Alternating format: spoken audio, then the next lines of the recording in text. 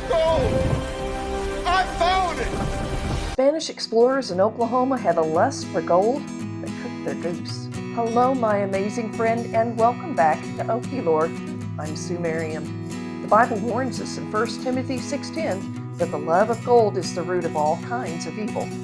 I mean, money itself isn't bad, but when you desire it to the point of abandoning all common sense, it leads you into all kinds of trouble. That's what happened to 3 Spanish explorers who came through Oklahoma dreaming of finding gold.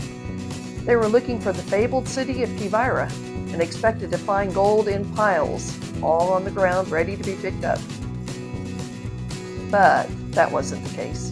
What they found instead was peril, starvation, and lots of annoyed Indians.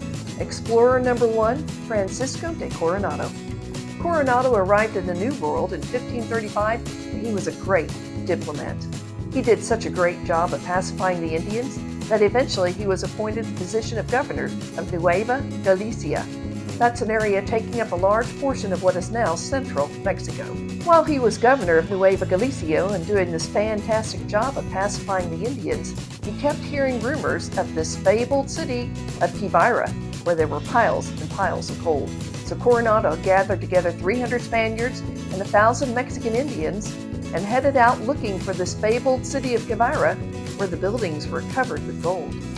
They traveled more than 800 miles until they reached what is now Santa Fe, New Mexico. Winter was coming on, so Coronado and his expedition of more than 1,300 men camped near what is now the Rio Grande River. While Coronado was good at diplomacy, he wasn't so great at preparedness. The expedition ran out of food. Fortunately for them, they were camped near several Indian villages. Unfortunately for the Indians, they started helping themselves to the stores of dried corn that the Indians had. Now, the Indians didn't value gold, they didn't see the point, but they did value their stores of corn, and they deeply resented the Spaniards who were helping themselves to it. It got to the point where the Indians were getting desperate. While Coronado and his men were eating down their piles of stored corn, the Indians learned that Coronado was seeking a fabled city that was covered with gold and where there were piles of golden nuggets laying on the ground. So the Indians came up with this brilliant plan. One of the neighboring villages had a prisoner. It was an Indian who had come from the plains up north. They promised the prisoner they would release him if he told Coronado about this fabled city of Quivira. So the prisoner agreed. Lots of gold, the prisoner told Coronado. Piles and piles of it. The buildings are covered with it. Really? And it's that way. Just a couple of 100 miles, the prisoner told him. How could a greedy Spanish explorer like Coronado resist?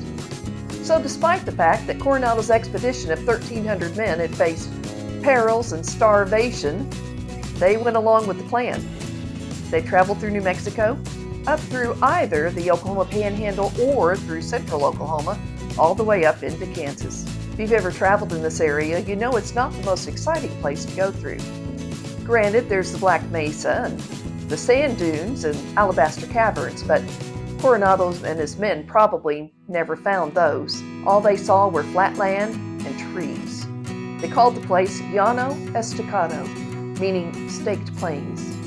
They had to use stakes just to make sure they didn't get lost on their way home. Really, there aren't that many distinguishable landmarks in that area. It can be kind of boring. They found nothing but treeless plains, a couple of nomadic Indian tribes, and lots of buffalo. Sadly, no gold. Coronado began to suspect he'd been lied to, but he refused to give up. Then, Mr. Boy Scout, not, ran out of supplies. So he sent most of the expedition back home, took only 30 men with him, and continued on. He wasn't about to give up. Still, no gold. Eventually, he had to give up. He returned home and then had to report to the king about his findings. He wrote this really vague letter along the lines of, "It was nice. It had possibilities. I couldn't find any gold." Explorer number 2, Francisco Leyva Bonilla.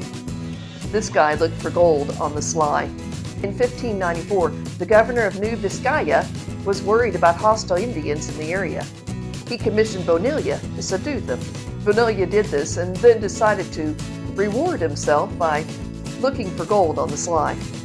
So he went AWOL for about a year. His group made it all the way to the Platte River in Nebraska.